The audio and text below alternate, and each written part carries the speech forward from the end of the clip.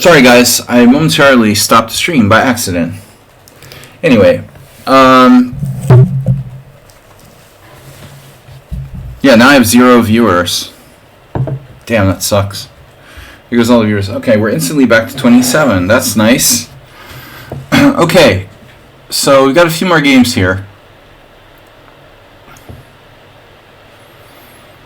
Any comments from the peanut gallery?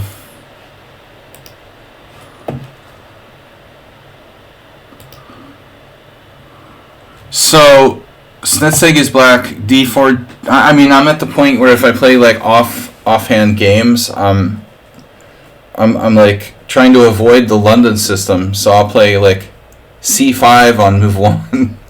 C5 on move 1 is like, it's just not good though. You know, then you get like good players who play D5. They're like, shit. I mean, Jesus Christ. I guessed it was a London player and I was wrong. Alright, so G6 is a safe bet. You know, at least against G6, you know, with G6, if it's the London,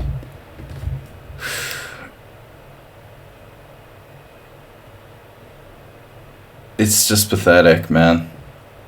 Just to randomly play this move against literally everything, it just makes you a mindless zombie. It just doesn't have relevance in this position. I mean, there's no reason why the bishop should be on f4. And black can, you know, it's the same as playing e4, c5, bishop c4. I can just set up my position as I like with e6, you know. I get it if you play d4, d5. My point would be like, in d4, d5, like this diagonal is a little bit softer because we've played d5. There's one less pawn that can like block your bishop on f4. I mean, honestly, I can kind of understand this a little bit more. You know, one less pawn that can interfere with the bishop. But to just play it mindlessly against everything, it's just absurd. The modern is a good choice. White plays bishop f4. Okay, bishop g7, and now, obviously, like the best way for white to play is probably the Jabava Rapport system with knight to c3. I think that, you know, has some real sting against the kingside fianchetto.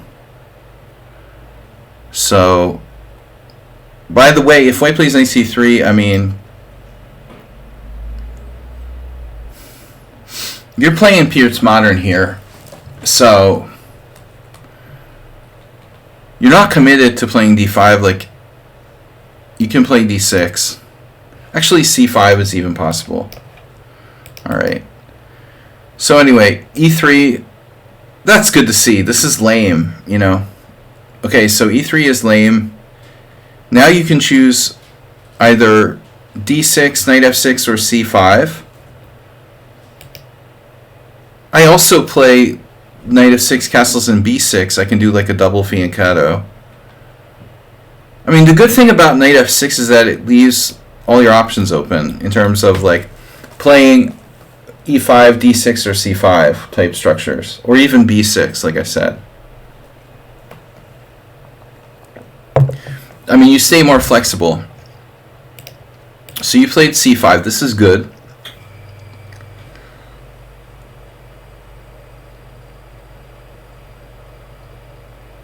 It's ironic, like, how few games there are in the Masters database here. Well, because, like, strong players don't continue to play the fricking London when black plays g6 on move 1. You know? The bottom line is, like, well, yeah, this Pakleza guy from Poland is the strongest player who played this position with white. After d4, g6, good players don't play bishop f4 on move 2. Just like, you know, in the Sicilian, after e4, c5, good players don't typically play bishop c4 on move 2. You know, it's the same thing. They might play the London, but only in specific positions, not in every single situation.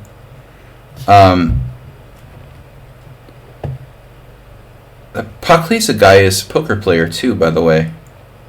All right, so c3. Now I have different approaches here, but you have to be careful because if you play like b6, he can try to win a pawn with queen d5. I don't know if this is, really like a viable pawn sack, but I've probably played it in blitz. Because honestly, I can't go rook b8. Still, black has some sort of compensation. I've done crazy stuff like this, probably. I swear, I think I might have had this position once, where I might be threatening that I might be threatening knight b4 in this position. Actually, but I'm not 100% sure. All right, but that's sort of stupid idea. But the one thing I don't like. The one thing I don't like is like letting these losers trade queens, I used to do that sometimes. But the more I play, the more I like just going full on gambit mode. The other thing is that exchanging pawns doesn't really benefit black.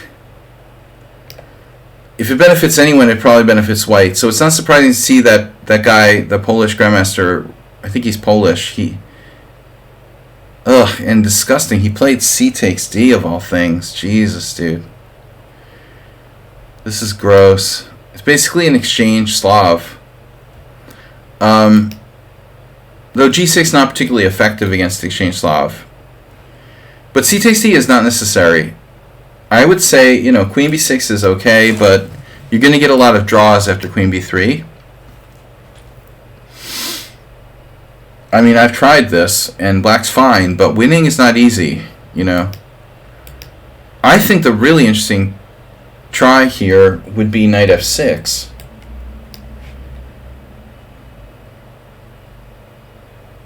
And,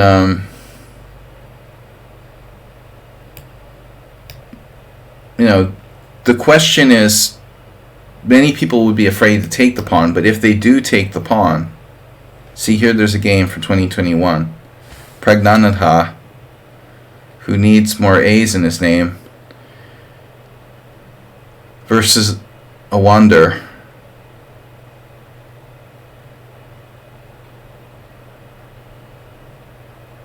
Well, he can snack on c5 right away. It has something to do with bishop takes b8. I'm giving him c5. But the point is, I don't mind. I mean, it's a normal Catalan type of sacrifice. Yeah, I don't care about that. If you want to give me your dark square bishop too. So, castles. Only 2 games here. Let's see what the computer says.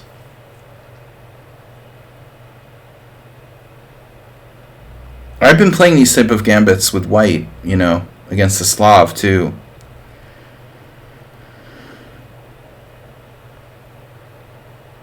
Some guy played h3. That's kind of retarded.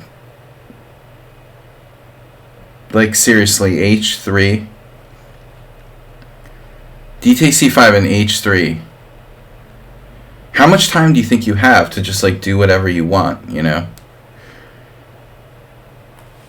So it looks like knight d2 is best. Aha, now we got some transpositions. Notch-Gabor lost with black in the game in 2017. So he tried what? Yeah, I'm just going to sack the pawn with b6. There's no games. What? Oh my god. Imagine that. Now the engine still thinks that white is better. Let's see. C takes b6. I don't know which way to recapture it. Peter says queen takes. And you could still get the queen b3 type of stuff. So this is the question. You're still going to have to trade queens. Knight a6, queen b6, like this, takes.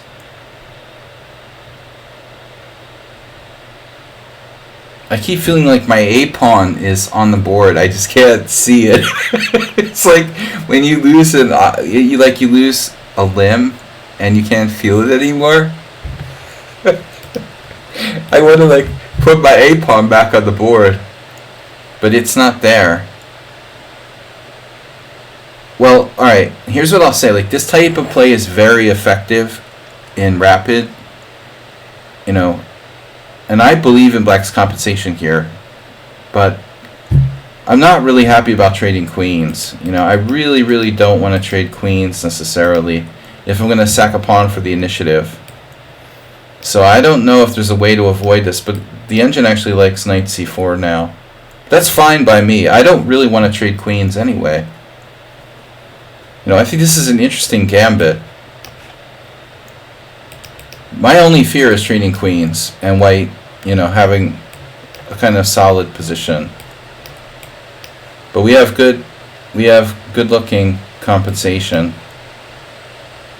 for black here. Very active pieces. Bishop coming to the long diagonal. These pawns are kind of weak. And yes, we're down a pawn. Anyway, I just want to present that as an idea. Arsenal fans suggested the concept of a5, which isn't stupid. There's another really radical concept, which would be, you know, going here.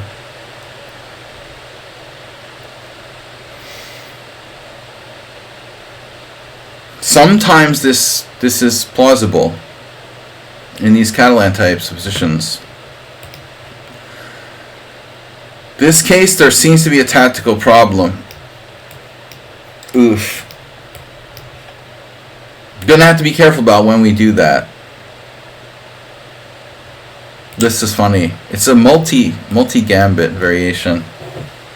Wow. That's a lot of pawns to sacrifice. We gotta really take it to these London players, though. So c takes d is a mistake. I mean, theoretically, like, queen b6 is better, for sure. That should be, like, the default move. My suggestion is experimental. Okay, so pawn takes pawn, and then c takes. He does what the Grandmaster did. But I think that most players will take with the e pawn. And you have a reversed Jesse Cry ready here. So e takes d, knight f3, and then the plan is there's a wonder Liang again, because all these like mindless zombies play the London system. Pragnanatha, Hambleton, d6. You don't play d5. You know, you're gonna castle and you're gonna break down his center with e5. That's the concept. You know, black's at least equal. Alright, but the c takes makes me want to kill myself. Now you're basically playing the black side of, well, don't play d5 no matter what you do. You know, you're playing a Slav-like, exchange Slav-like position. The good news is you haven't committed to playing d5. So it's not that bad, really. Just promise you won't play d5. Knight f6, h3. By the way, what happened in the other game? Oh, this guy was like... Oh, he played queen b6. Yeah, it's a little late for that, unfortunately. His fleece expired. Alright, anyway. Give me like a glass of wine and I'm all set. No, there's no need for this queen b6 stuff now. And that's... Okay. h3. Were you really even threatening knight? I don't think you're even threatening knight h5 here.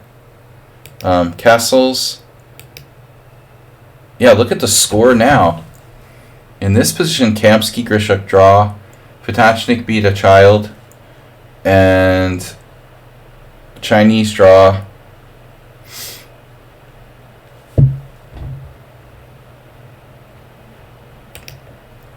Yeah, we're good.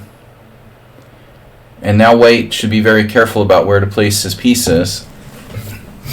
We're trying to play... Well, you can do two things. You can play for e5. You will always play for e5, but there is a question about where you want to put your bishop. So you have option 1 is like put it on e6. Well, really you have 3 options. Maybe on e6, maybe on d7, maybe on b7. This makes me want to play for e5 more. Yeah, but I mean now you kind of like got out of the boat, you know. That's the reference to Apocalypse Now. Why are you getting out of the boat? You know, you're not even developed yet, and you're playing knight d5. It's a move, but it's unnecessary. I think we should develop our pieces first. You know, first and foremost. That's why you don't play the London system, Arsenal fan. I don't think e4 improves his position in any way, you know. It just makes it like a bad sort of weird Pierce for White. Or c3 Sicilian.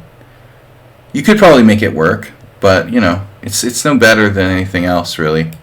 So I don't get this. I think we should develop our pieces. So either knight c6, or alternatively, you know, you put your knight on d7 and you play b6 and you do like, you know, a ready type of setup. But you're looking for e5 if you can find it in the right moment. The bishop f5, g takes f. I mean, I don't think this is really the right structure for that. It might not be a bad idea in certain situations. One thing I would be very cautious about in general is the sort of Kamsky thing where you can get like your head handed to you very quickly if you do this in the wrong situation, where g4 is very strong. There are some cases where it's not good, you know. I just don't think there's any need to play bishop f5. Black can play just completely normal moves here. And I would probably play knight c6. But again, this is fine too. The problem is symmetrical structure is going to be very hard for either side to really do anything. This is okay, but it's not justified, really. You're just going on this, like, adventure. Maybe you have a concrete point, though, that I didn't give you enough credit for.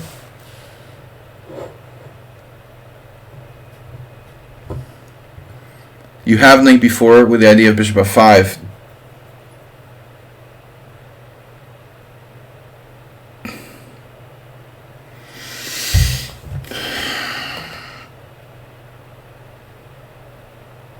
He also has to consider the possibility of bishop g5.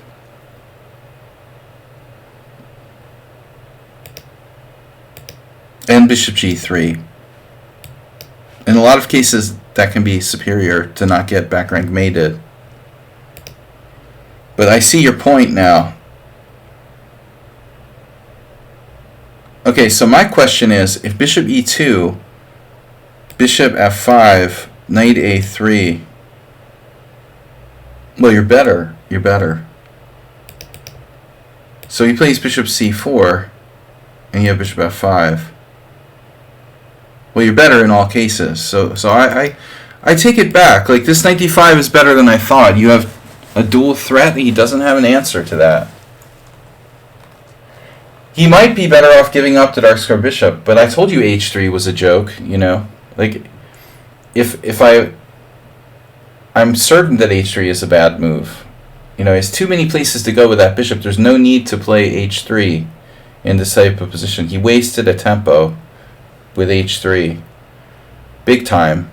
You know, he could play knight c3 now, for example, and give you this. But what the heck does h3 have to do with anything, you know? Maybe it even helps, like, prevent bishop g4, but I still hate white's position. You know? No. I guess the truth is, like, here, he probably should just, like, give you his bishop.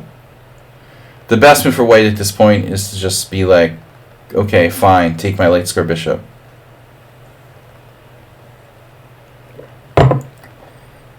So, I guess knight c3, knight takes d3 check, queen takes d3, b6 with ideas of bishop a6. But it's complicated because if castles bishop a6, queen e4, you have this. I think this is the best chance. Okay. Retrospect. I don't like it, and black's better, but I think he should give you the white square bishop. Why was he so delayed with knight c3, by the way? That knight should already be on c3. Notice this position, right? d6. 4 players played knight c3, and 1 played bishop d3. Well, the other thing is, like, putting the bishop on d3 in general. Like, what the heck does that do? You don't normally put it there in a d6 structure. This is typically like trying to get your pieces forked, like noob style. Usually white puts it on e2. Suddenly we've got Hort Velimirovich. So yet another fault of white's position. He should have played knight c3, and then there's all kinds of like games. Gelfand Golubev from 2008. Who knows what that was, though? It wasn't necessarily a London system. This could have been an exchange. Yeah, it really can't be an exchange Slav, actually. Well, I don't know. Gelfand might have played the London system. He's a big fan of Rubinstein. Rubinstein was one of the early developers of London. I even played the London because of Rubinstein. But once it became trendy, I would never play it. Alright, so you're better. Now you're seriously better. Now you got the face hugger on b4, which is difficult to shake. And on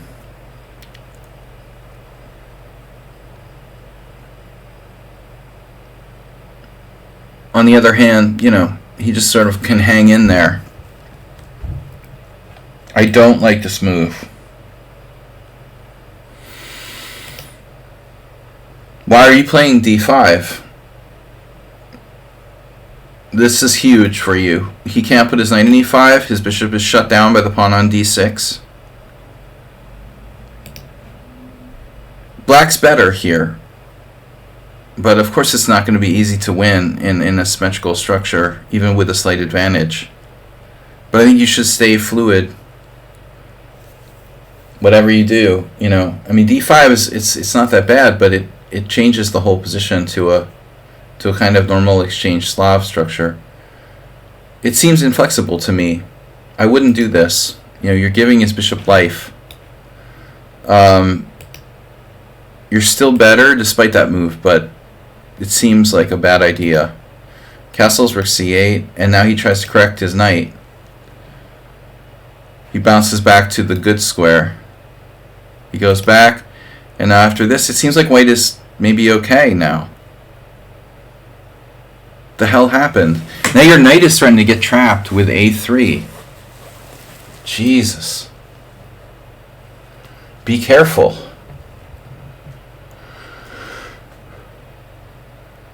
And you played a very nice move now.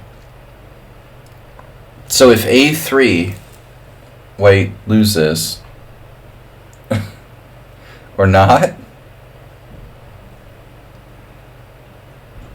are you threatening me? Yeah, knight a5 is a nice move.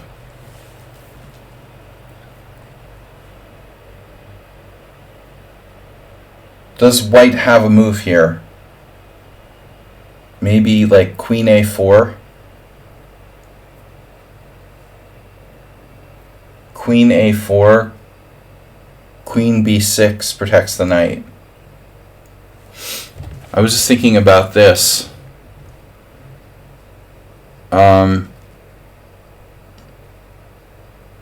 You have this move protecting your knight. Obviously a3 is like a majorly weakening move. So he really doesn't want to do that, and I think it might lose outright in this position.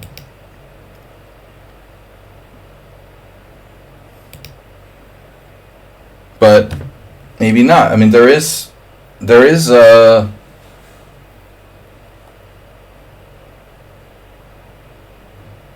problem. Knight d3, queen d2.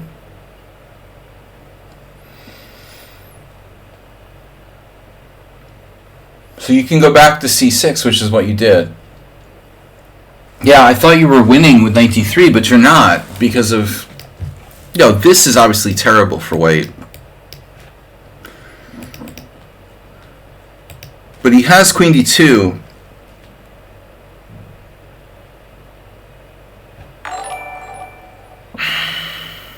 Sun Prism, gifting tier 1 to the community. Thank you. Bishop's Blessings. Speaking of defrocked priests. Alright, knight on b, c6. Rook c1. And now bishop b3. I was expecting you to play bishop f5.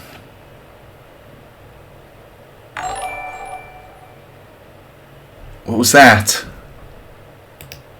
Why did Beijing twice? Oh, chess pigeons has followed. Alright. Bing! Alright, now you're threatening knight b3, winning the exchange with bishop c2. So he plays. If bishop f5, what does he do? That's my question. Knight d2, probably.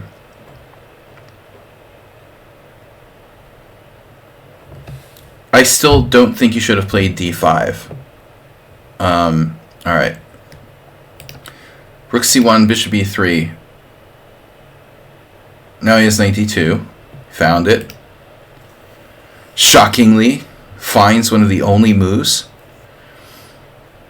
b5. Knight takes b3, knight takes b3. Well, you have no bad pieces, so you're fine. I mean, my argument is that when you have 18 pawns on the board, or however many pawns there are, how many? It's 16, sorry.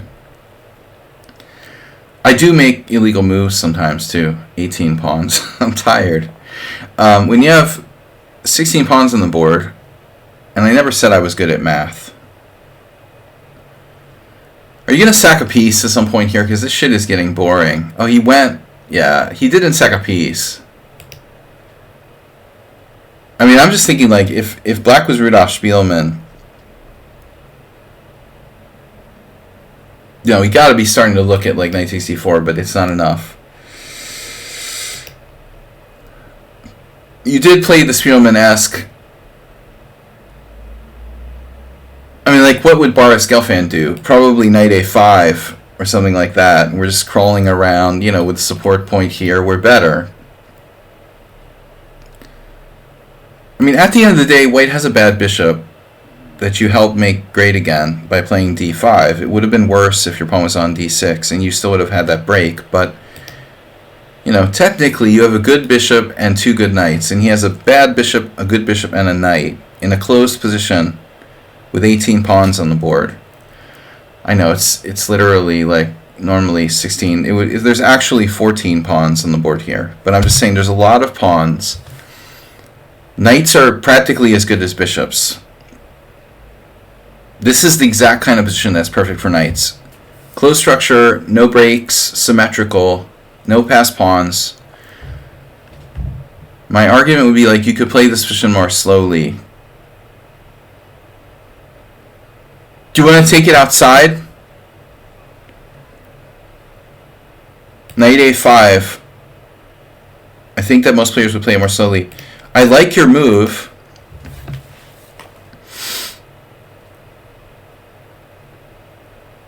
But I'm afraid, ultimately it's probably a draw. You have another interesting move here, actually. That's probably no good. Like b4 is no good. This is then that becomes a strong piece. Really strong. So it's sort of like either you play e5 or you maneuver, but other than that, in the exchange Slav, there's a school of thought that says like if you own the support point, there's the mutual sort of support points here. Whoever wins control of the C file and wins control of that support point has a huge advantage. I mean, he's not getting his knight into c5 here. How is he getting his knight into c5 in the symmetrical exchange Slav? I mean, it's probably not happening. Like, is he going to play like knight here, knight here, knight here, knight here? It's much more likely you're going into a5 into c4, and you have the advantage. e5 break with rook e8. Well, he could prepare it, but it's like, that's called telegraphing your intention, I'm not sure it's a good idea to let white know. On the other hand, maybe, we can go Rudolf Spielman after this and do some kind of... You might strengthen our sort of sacrificial possibilities. If we can induce white to do something crazy like f4, maybe our position is like strategically even better. Also this gets weaker.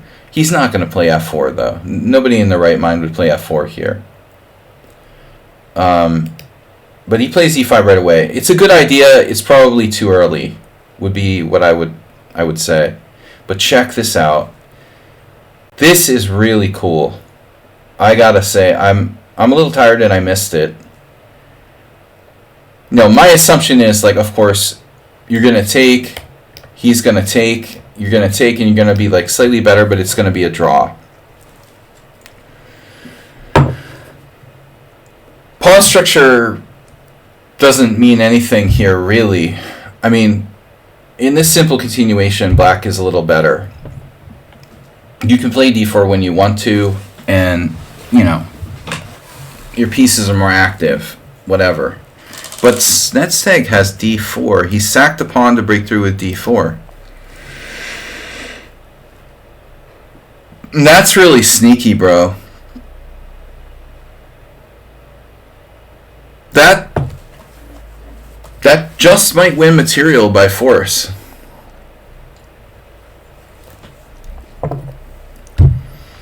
Wow. That's a nice idea. So takes, knight on c takes, and now white loses the exchange. This was a correspondence game. Ooh, another exchange. Which often happens, if one side like blunders, usually like psychologically they tend to make multiple blunders and collapse. Now, this is just like uncalled for. Maybe it's not uncalled for. What about rook e8? You have rook e8, don't you? I think a calm mind.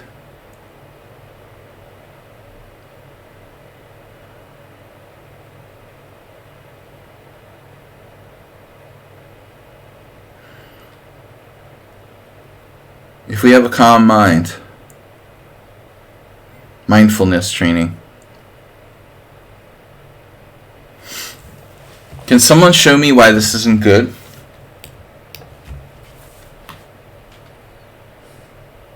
The point is, like, we're keeping our knight, we're still trapping the rook, we're resolving the situation with this stupid pawn coming down, and if he takes, check, we take with the king, but nothing can hurt us because b3 is covered by the knight. Then the only question would be, like, if white moves the queen, let's say queen d1, and I take the rook, and then you can try to do something to my king, but I really like getting checkmated by bishop d6 or something like that. you realize, like, at the end of the day, like, even this is probably okay for black, and we're still winning. But who knows? You know, some crazy shit could happen here. I could lose such a position.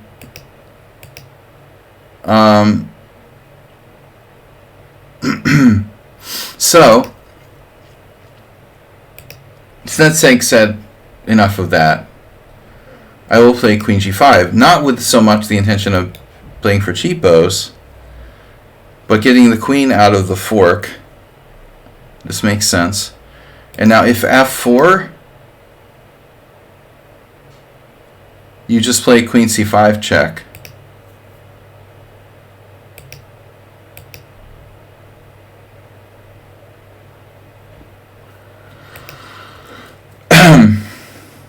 Rook takes gives him an out, essentially Queen E6. So you think it's a mistake, but I mean, you must have seen this Queen E6 thing hitting your rook.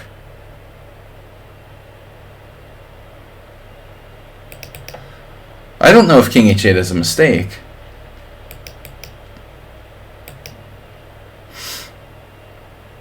Now,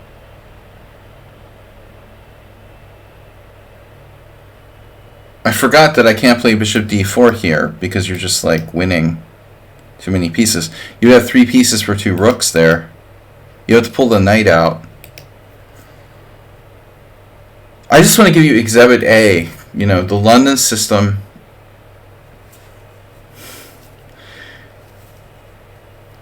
The defense or the prosecution, I'll be the prosecution against the London system. London system Exhibit A. Like, great freaking bishop you got there, bro. You know?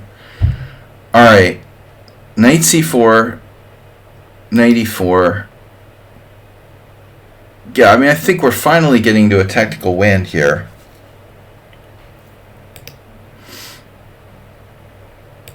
And white finally acquiesces to an exchange of queens, and damn, dude, you're brutal. You wouldn't even exchange queens.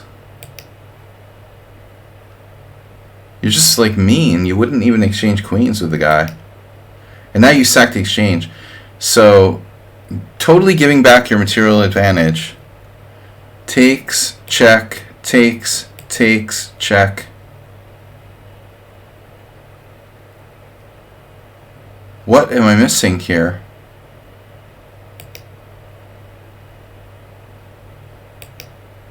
You're up no material now.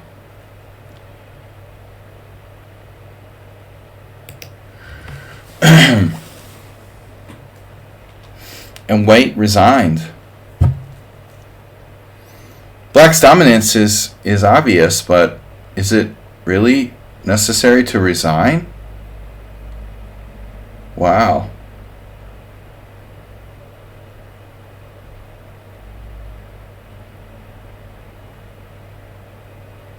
I mean, you have bishop e5 threatening mate on h2, you know.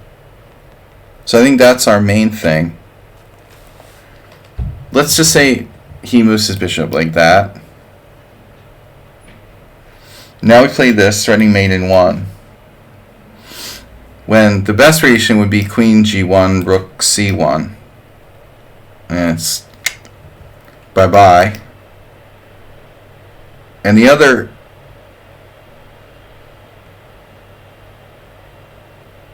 fun variations include knight g3, queen g3, queen g3, bishop e3, rook tc3, and rook c1 check. Or the most critical, g3. And now check king h2, which isn't quite 100% obvious where the finishing blow comes from. Oh, knight b1, knight f1 were also played. What? Bishop b1. Now you tell me. He played bishop b1.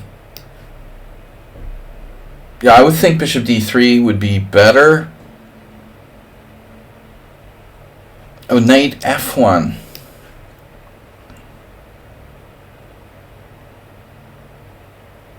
That was a strong move in any case, though. Yeah, that's pretty dominant. I mean, the dark square bishop... Your dark square is just so much stronger. Okay, guys, I gotta hurry up here. We've got 3 games left. Thank you. Don't forget to donate. Please support the stream and subscribe. Sung Prism gifted a tier 1 sub to Steincool 13 minutes ago. Thanks for that. Got 2 gift subs from Sung Prism. Always love to see the London system go down in flames. This is Mule Skinner with black. It's another French widower, in fact. And white plays e5. Black played c5. And now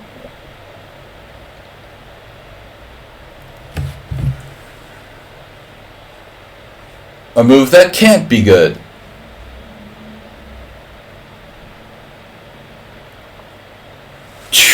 F4 was played. Oh my god, man. Are you daft, man?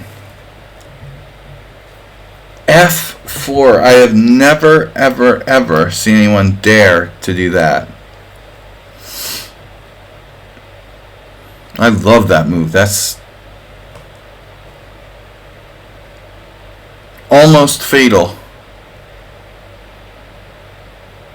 I'm playing all these like tempo down Krakens, basically the French and the Kraken combined. So I get these positions where people are playing the white side of the French with f4, and I'm getting situations like this where I have these sort of revved up dynamic French sort of things. Well, obviously the most dynamic move is pawn takes pawn. White can take with the queen, and white can also play, you know, a3 or bishop b5 check. But I don't see any reason to hold back here.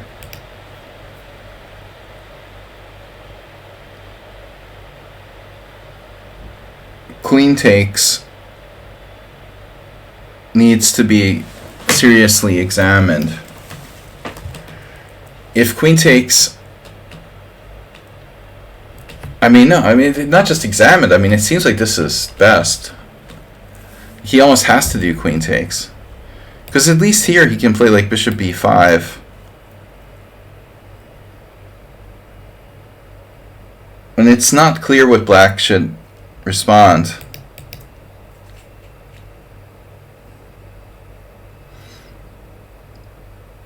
I don't know what you intended, Mule Skinner. And there's no doubt you have a good position. But it seems like queen takes d4 has to be the best try. He plays a3, which is also interesting, but I think ultimately looks a little dubious. Niels! Easy win. Easy win tonight.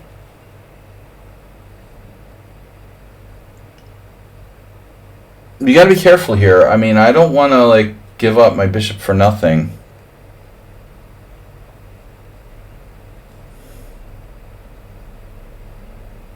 Maybe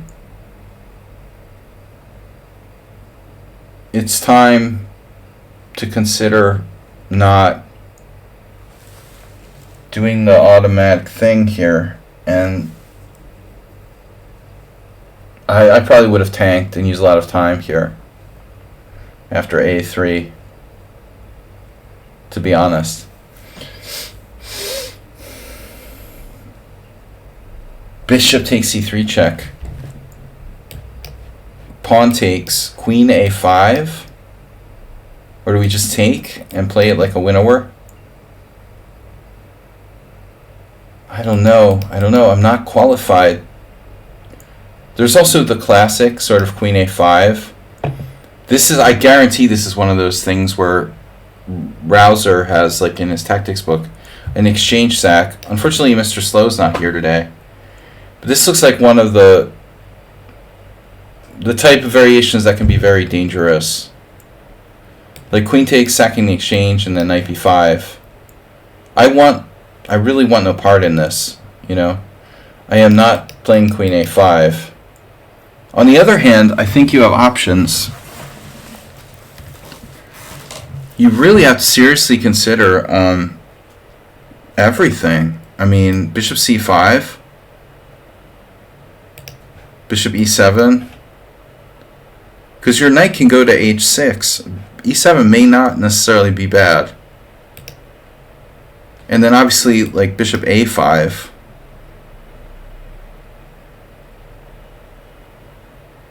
So this is a really tough position to make a decision.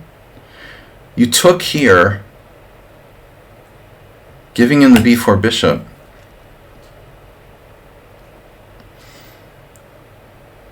You didn't like damage his pawn structure really, and you gave up your good bishop. I don't think this is the right solution. You may still have a reasonable position, but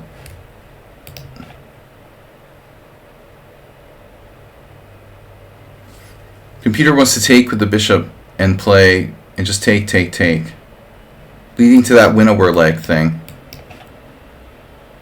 I was looking at queen a5, but the computer doesn't like this.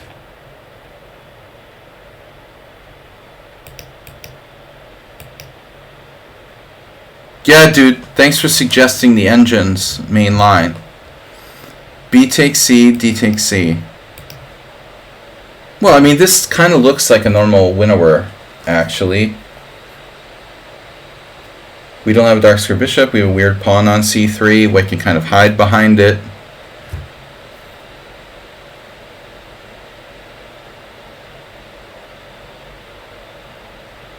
It almost makes you wonder, you know, except for f4. f4 is in, you know. I mean, it's the f4.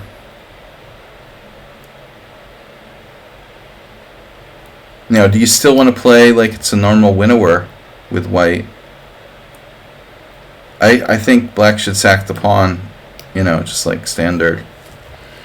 So I would argue that with a little help from the computer, I disagree with Milskinner's decision to take and give up that bishop on b4. I think white's position is a little too good here. C takes b2, bishop takes b2. Because just think about the position in terms of, you know, rather than analyzing concrete variations, I mean, look at the position. And white has pretty good development. His bishop's very active. His rook's active. You're up a pawn. That's all that it comes down to. You're up a pawn, and you've given up your good bishop to be up a pawn. White has a bit more space. The evaluation, it's pretty straightforward. Like, white has fairly good compensation. He has good compensation for a sacrificed pawn. That's what's happening here.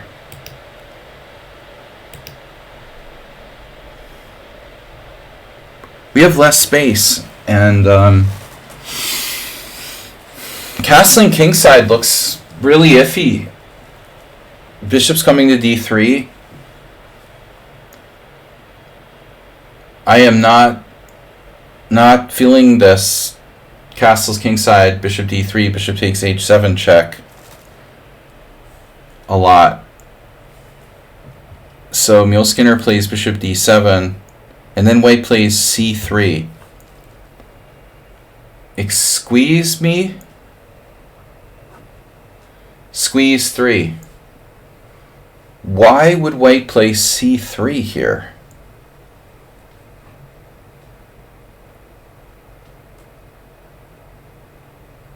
That's kind of a disgusting move, isn't it? c3. you have a choice. You can play bishop d3 or c3. Which would you rather play? You know what it is? It's like chronic materialism that's infecting our society. He was kind of like, I'll play bishop d3, but I can't castle because black will have queen b6 check. So I should play c3 at some point and waste time. Well, you play bishop d3, and if black castles, you have like a really scary looking attack here. It may not be enough. Takes, check, king takes, knight g5 check, king g8, queen here. But it looks pretty scary to me. What about king g6? King g6 is probably valid. This isn't so clear. Winning. It is clear. Wow. Alright, I wasn't sure. You know, you play bishop d3 and then you give black a chance to walk into Greek gift. If black is smart, he doesn't play that. He'll play like h5 or something along those lines. Okay, but what the heck? Like, why would you play c3 voluntarily? Because that seems like a really bad move. You're blocking your own bishop on b2. You could possibly put it on d4. Possibly even bring it back over here. Right, no, I mean c4 nils it's a possibility at some point. But I find this move disgusting. You know, c3, okay. Not to mention the fact that you would have discouraged knight f5. Like if bishop d3, knight f5, I'm seriously thinking of hacking this off. I think that's a reasonable decision for white. No, c3 is horrible. Knight f5, queen d2, queen b6. Now threatening to trade queens. White plays bishop d3. You could trade queens. And honestly, black would probably be okay. I don't love it. But I also find it hard to believe that black is a pawn up and worse here. Probably it's about equal. So you're patient. You played castles.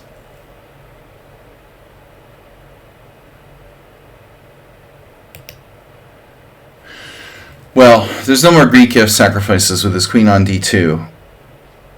And if he plays g4, you have knight e3 or something. So this happens. Yeah, this is really, really blocked. And now he can castle. Black is fine. Black has not a winning position, but black is fine.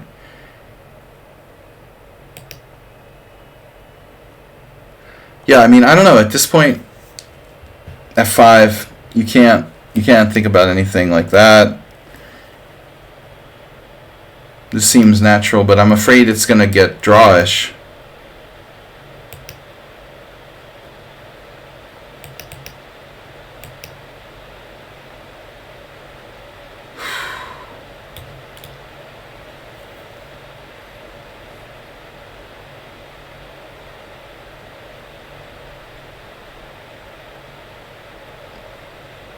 Yeah, knight c4 after the yeah.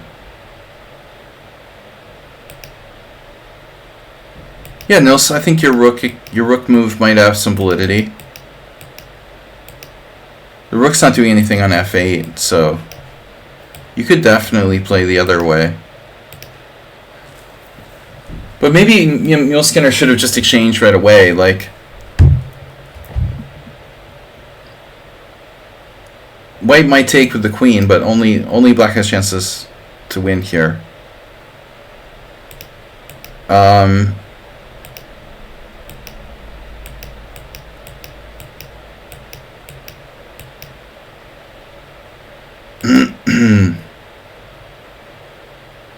Yeah, this is pretty unpleasant for white, but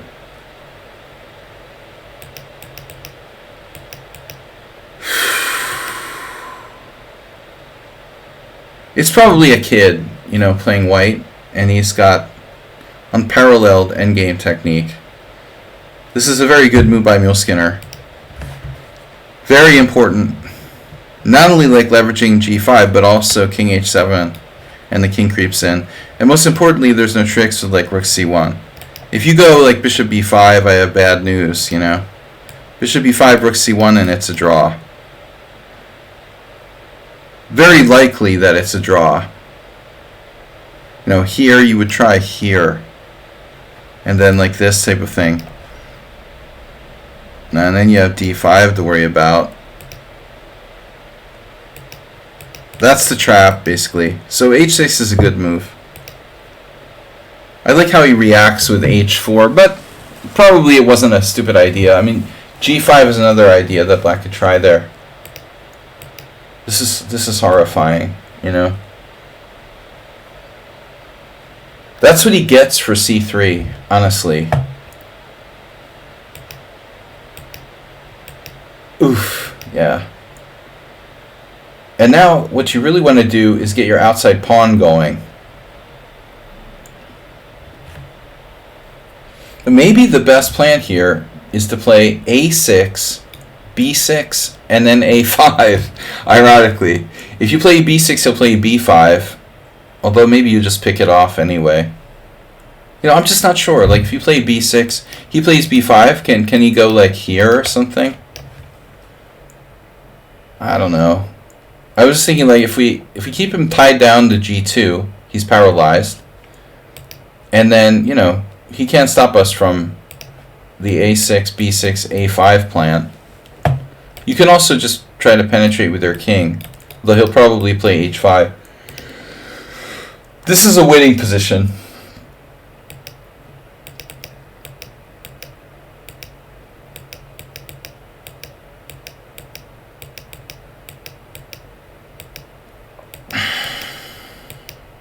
Yeah. All right. Thank you, Muleskinner. Beating kids in the endgame is his specialty. But I don't like the way you played that opening. You know, that didn't feel right. You know, very important. F4 cannot be a good move against the winnower. We have to do better than that, what resulted there. So Arsenal fan is black against Turzo. And Turzo should be like stripped of the IM title for playing the London system. Jesus Christ, dude. Get a life.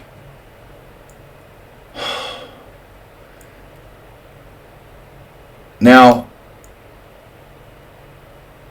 c3. Wow, that's creative. And no, I'm playing knight on bd7 here. Although I do sometimes play knight c6. I've occasionally done stuff like this. You know, in Turzo's defense, like, he's not a bad player. I played him at his peak. He was around 2400, and he beat me when my tilt tournament, when I lost 4 games in a row in 1998. He was the last game I lost to. I had a good position against him. It was Nalyakin. And subsequently we had some games. I consider myself a stronger player, but he's not bad. You know, he can play. He can play some good chess. But he's never been very strong. I've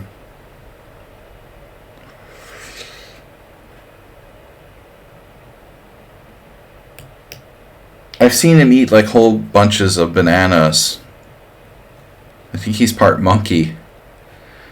Alright, c3.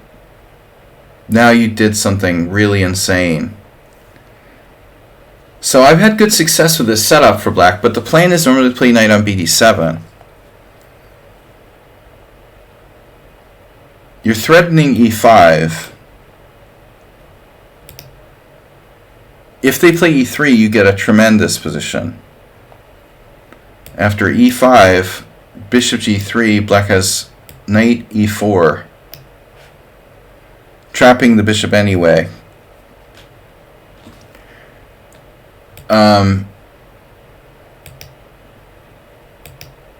If knight f3, I usually go with like g6.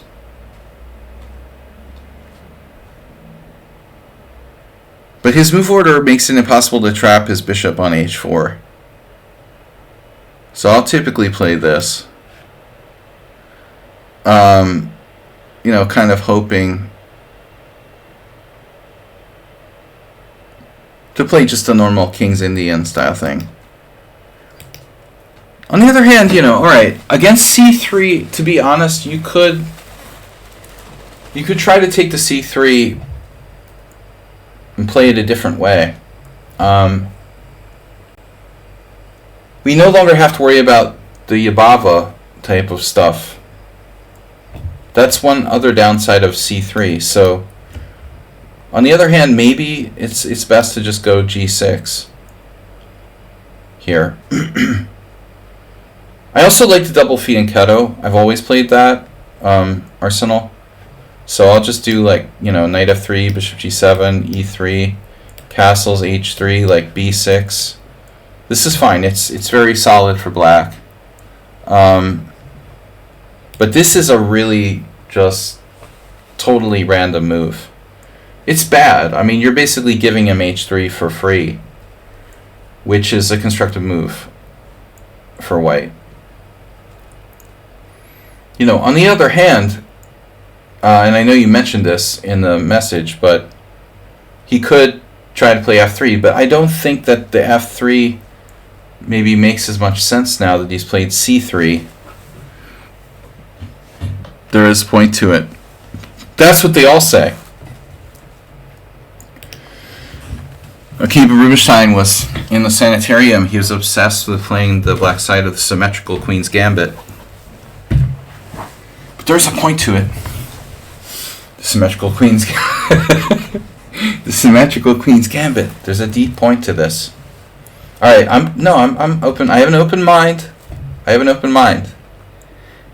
The point is bishop c8, provoking h3. No, bishop d7. All right. The point is to play bishop f5 and take on b1. No, I'm just kidding. All right, bishop h5 to provoke g4. Torzo's not going to play g4. So he plays, well, I think the most natural move here, knight d2. Now Arsenal fan with knight on bd7. And, you know, any player with white at this point is probably going to get tempted to do something weird like g4.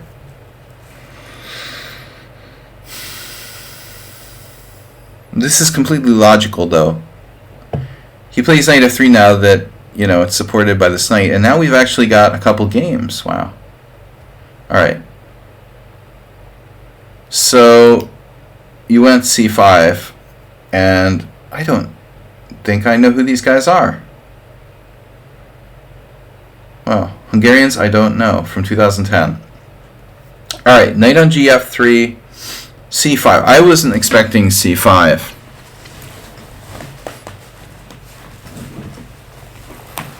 So what was I expecting you to play? Probably like variation B. I've been playing a lot of Krakens, you know.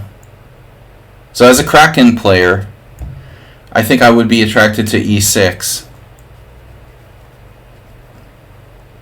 We just kind of stay flexible. So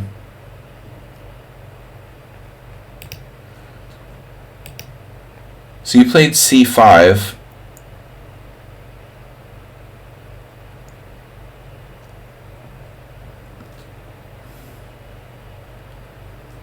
Yeah, I'm not sure that white can do anything special here. And Turzo goes, he goes, what the fuck is that?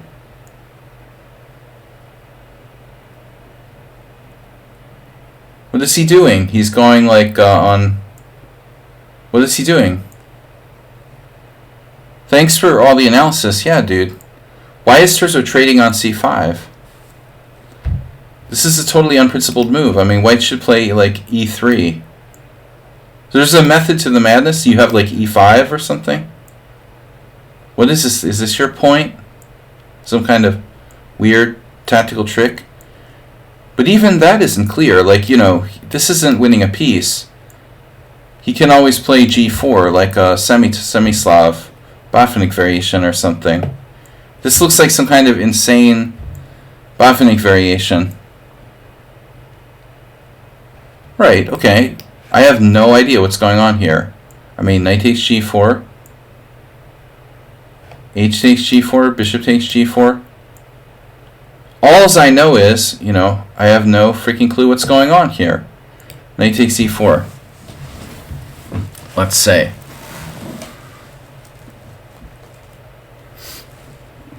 What's the material? 6 pawns each. No, you're up a pawn.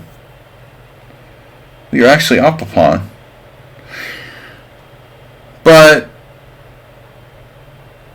you're up a pawn, but you're behind in development. I wouldn't feel safe here with your side, and honestly, I'm not a materialistic player anyway, so I don't give a shit about being down a pawn. No, but I wholeheartedly, like, absolutely disagree with his decision. Look, Torso can play bishop h2 if he wants to here, for example. I'm pretty much okay with anything, but I'm not okay with, like, taking on c5. Why the heck do we, like, give up our strong point on d4? I cannot approve of this. Torso is now, like, he's now black, basically. Alright, knight takes c5. He's black, he's playing the Caro-Kann or something. Okay, e3. And now you played e5, which is really aggressive. And going for that, like, very deep e4? Jeez, what's going on here? So e5, playing for e4, it looks like. Don't forget bishop h2.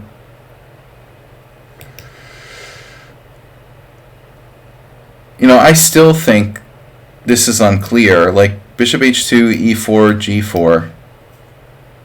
Knight takes g4, for example. I mean, should we start to talk about, like, bishop e5 check at some point? Or let's just say I think that things are very messy around here, you know. I really have no clue what's going on. I wouldn't trust your position, but I don't know his is that easy either. But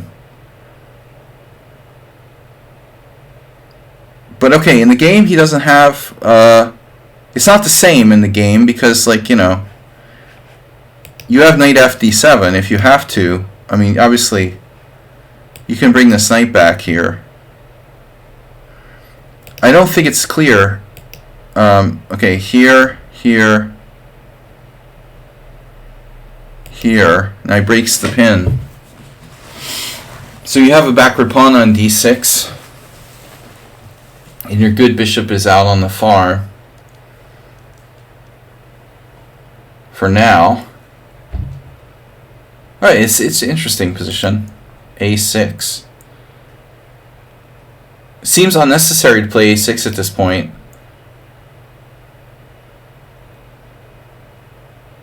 When you could castle, right? You were probably playing fast.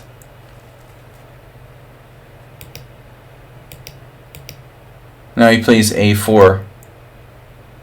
I mean, it strikes me his game is a little superficial and safe. It's probably a very fast game, no? a4, rook c8.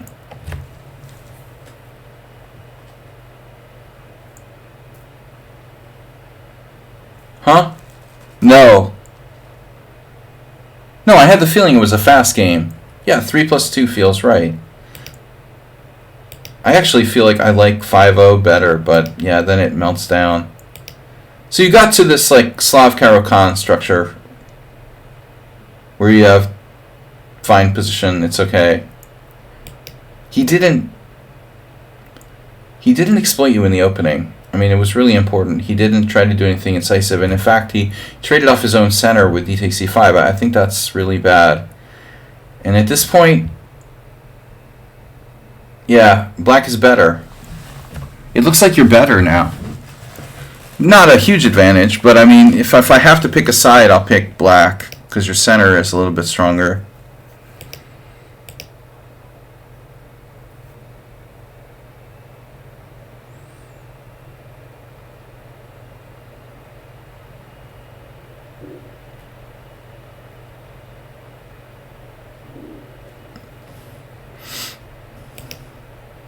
Yeah, this is a nice move. I saw this. It's actually a typical hedgehog move.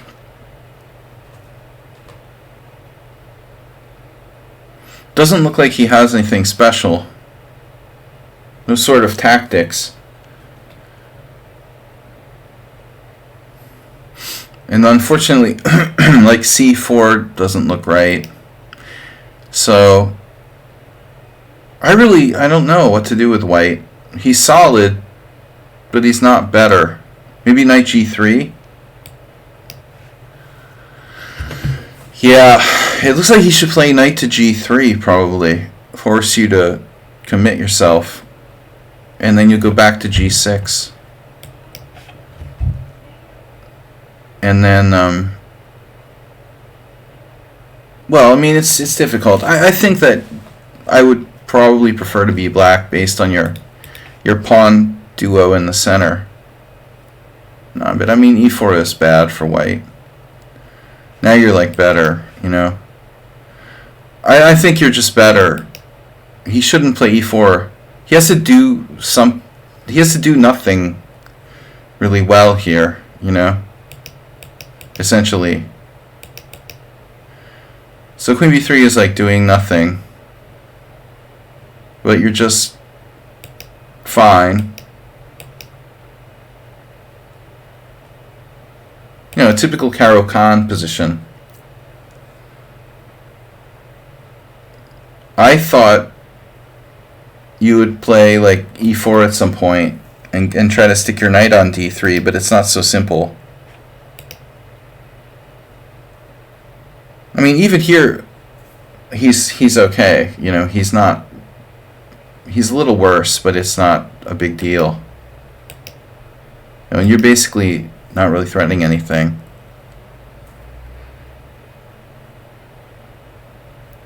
Yeah, I mean, it's like a waiting game. It's a waiting game, and then he played b4, which is like really, really terrible unless he can play like c4, which is what he tried to do. There must have been something that happened. I mean, b4 is a horrible move. He should play something good like a5. I don't know. After a5, he's only a tiny bit worse, if at all. Yeah. The computer says it's dead equal. Plus, in fact, it even thinks that white is a tiny bit better. 0.1. But this is really just asking for it. You know, I mean,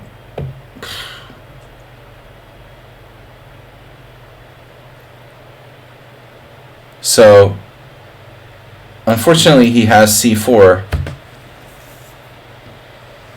but his position is really compromised. I keep looking for some tactic here. a5, d5, b5. I mean, b5 might actually be a good move.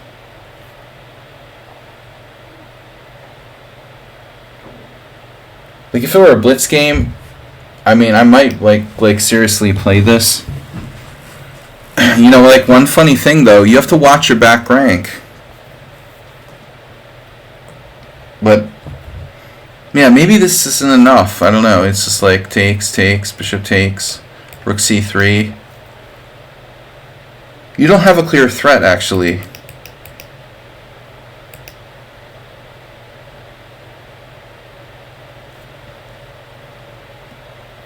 You could probably sack the exchange. I mean, this is how good your position is. You could probably sack the exchange. No, I'm exaggerating.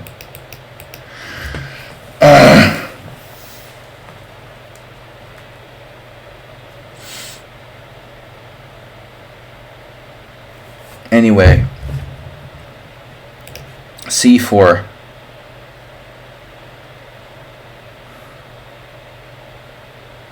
I don't know what to do. I don't know what to do. I guess he's okay. Oh, you... White wins on time. He won on time. Oh, God. I can't believe you're not better here.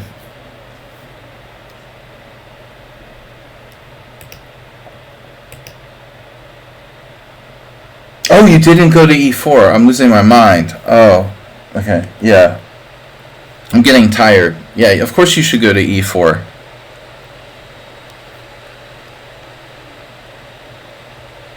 No, the only question is, like, what do we do now, you know?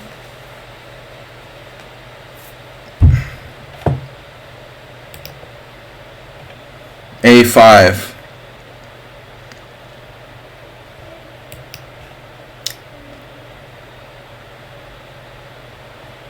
Yeah, I thought about a5. I mean, it's definitely a good move. But no, it was a good game. I mean, I don't think he should do what he did. You know, it was for time. I don't think that b4 is a good move. You know, I think that he's only making his position shaky there. Yeah, it was a good game by you, though. Weird opening, though. All right. And then the last one for today was from Schumacher. If he's still here, I doubt it. Schumacher.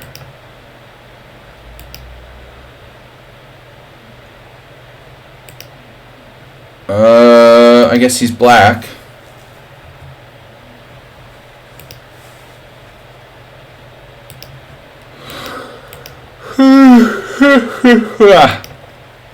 This is against Asterbait. No, I'm just kidding. Alright, so Schumacher black against an opponent who played the Zukertort Nimzo Larsen. No, this isn't Zukertort. This is just a Nimzo Larsen. And then d3. That's a weird move. Schumacher plays classically with c5, bishop b2.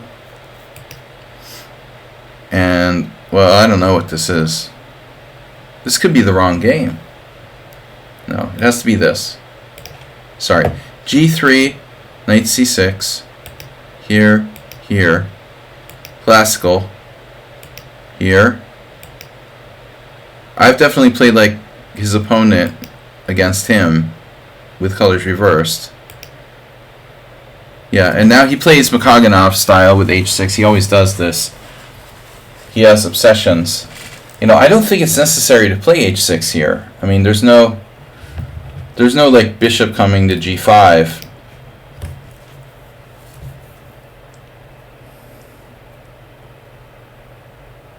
You can play like it's a Makaganov or whatever, but A, you're already castled kingside, and B, there's no bishop on g5, so I don't think that's necessary. It does stop knight g5, so it's possible that it's not a terrible move, and it's possible that it does give you some threats to play e4. Anyway, yeah, I mean, the normal move here for white is e4. There's nothing else. You know, I mean, this doesn't look right. You know, he's got a line there with e3. But no, this is the move. e4. Now, exchanging is lame, keeping attention is lame, pushing is right, and now knight c4 was a possible move, of course. And in the same vein, I mean, I think that a4 is a normal move. Or maybe both, you know, knight c4, bishop c7, a4 is a normal continuation. Though black is probably better. His opponent played knight h4, it looks like. Alright, let's make this main line. Right. So we can play g6. Like, this is the Makaganov idea. We keep the knight off of f5. We can counterattack against that knight with bishop coming back to attack it. Knight h7. White now plays knight c4. Black plays bishop e7. So I don't know, guys. I mean, this feels pretty natural, threatening b5. Then white would probably play a4. And then you have to move your knight somewhere. But he goes bishop e7 to eye this guy. The eye in the sky. Now white plays a4, and black plays king g7. But I don't really get king g7. Why king g7? Why king g7? So how should I emphasize it? Why king g7? Why king g7? There's Mr. Coffee. That's crazy, dude. I was just about to ask you, where are you? King g7. Why not king h7? I think king h7 is a more traditional square for the king in this type of structure. Schumacher is really hoping that bishop on b2 will break through and like crack him on the long diagonal, but it probably won't happen. You know, a better question is maybe like what happens if we move our knight here? And if we do move our knight, why not like knight h7? I just want to point out this idea of knight h5, knight f5, which has always been one of my favorite themes in the King's Indian. Like, if you take my knight, I'll take yours type of stuff. Like pawn takes pawn, pawn takes knight, queen takes. So this is safer methodology. You know, threatening bishop takes h4 clearly. But maybe that's why he chose g7. This is a way of protecting h6, but also keeping this free.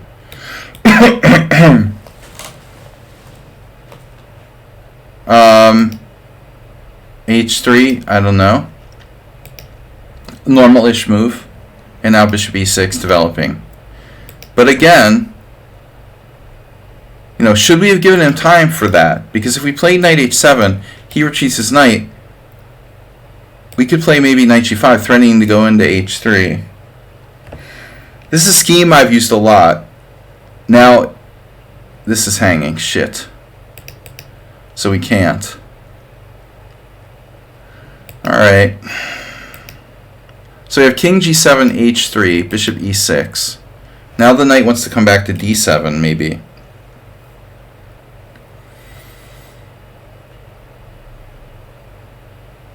If f4...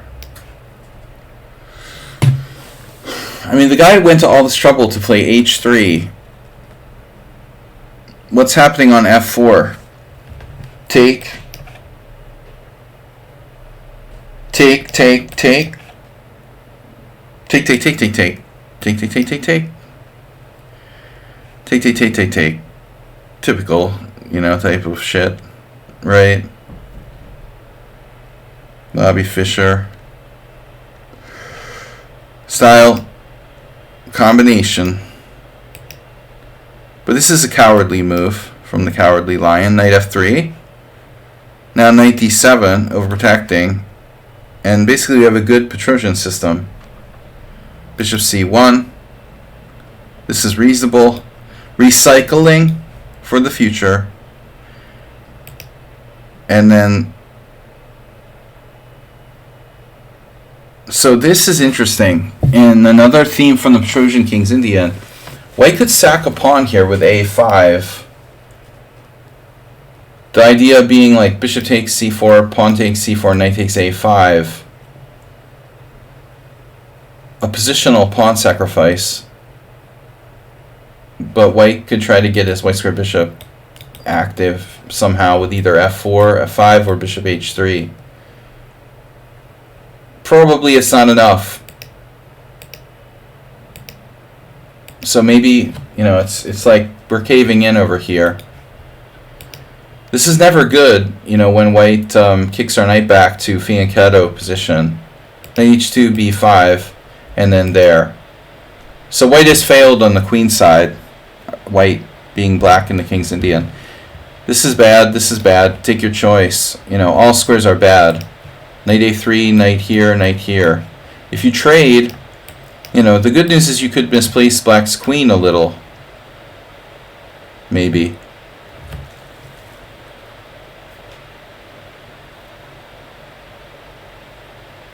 It might be in his best interest to do something like this. But I think, you know, ultimately this and then the threat of c4 will make it untenable for white. You know, you're just too slow. Like f4, c4. What are we doing about this? It looks like white is caving in on the queen side. You know, so it's a typical King's Indian position. But, you know, I would rather sack a pawn, honestly. So on this, I would rather sack a pawn with a5, bishop takes, c4 takes, knight takes, and then take my chances. You know, screw the queen side. I'm going to lose a pawn, I'm down a pawn, whatever. I'm going to go for it on the other side. Or maybe like alternatively knight h2, b5, take, and like h4 with some ideas of bishop h3 and like queen g4. You know, black has to be a little careful about the white squares because he doesn't have a white square bishop. Anyway, so the game looked pretty standard, and black is just better now. Knight b6, caving with c4, and then white plays f4, and now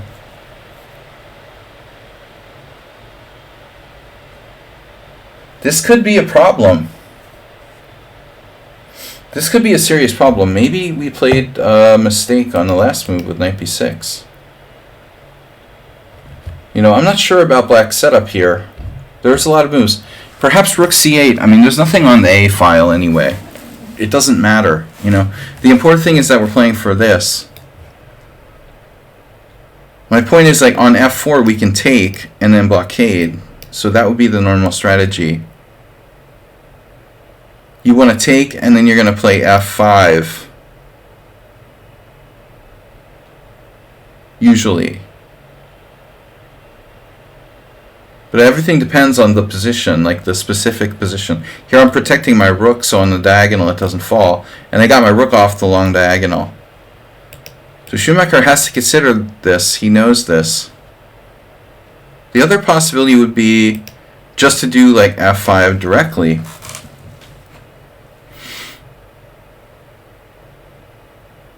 Then, you know, pawn takes pawn. Pawn takes pawn. Black structure can be imperfect, you know, isolated pawns or something, but maybe it's not that bad. All right, anyway, knight b6, f4, queen d7, and you're really asking for it here with f5.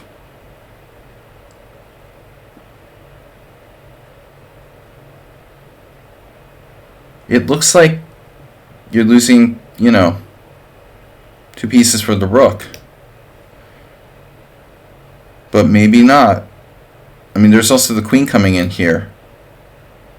So, takes. Now, is he going to take or is he going to go to d5? This diagonal is very dangerous. And white is also gained control of e4. And I thought, despite black having a space advantage, this variation needs to be checked. Oh, okay, maybe bishop takes c6. Yes. That's pretty much a piece down. So he had to go to d5. But I feel like Schumacher, white's pieces are getting really good over here on the king side, and your queenside progress is limited. Another question, yeah, if he trades on d5, we take with the knight,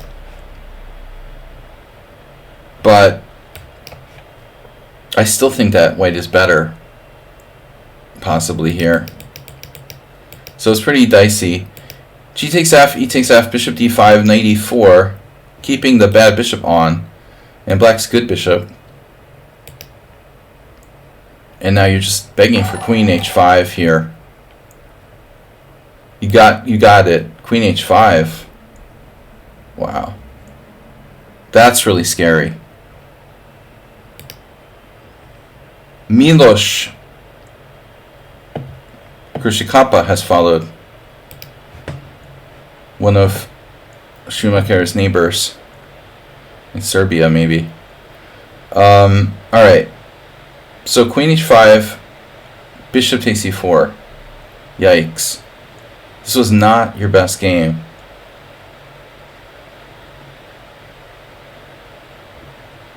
I'm not sure if this is the game he meant to submit. Neil Skinner had... Yeah, we saw it. He said something about move 22 or something. But I didn't see any clear submission here. It's clear like wins for black. Bishop takes e4, and then bishop takes e4, and black is lost. So I'm not sure this is the game he meant to put in. There was another chapter in his study. I got to go early today. Let's see. Classical game I played. Chapter 1.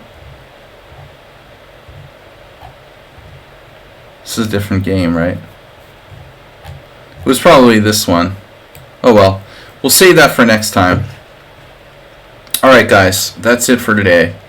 I gotta go. It's late. It was nice knowing you. Thanks to all of you for following the stream. We're gonna be back tomorrow morning with blitz challenges in the morning. 12 noon morning.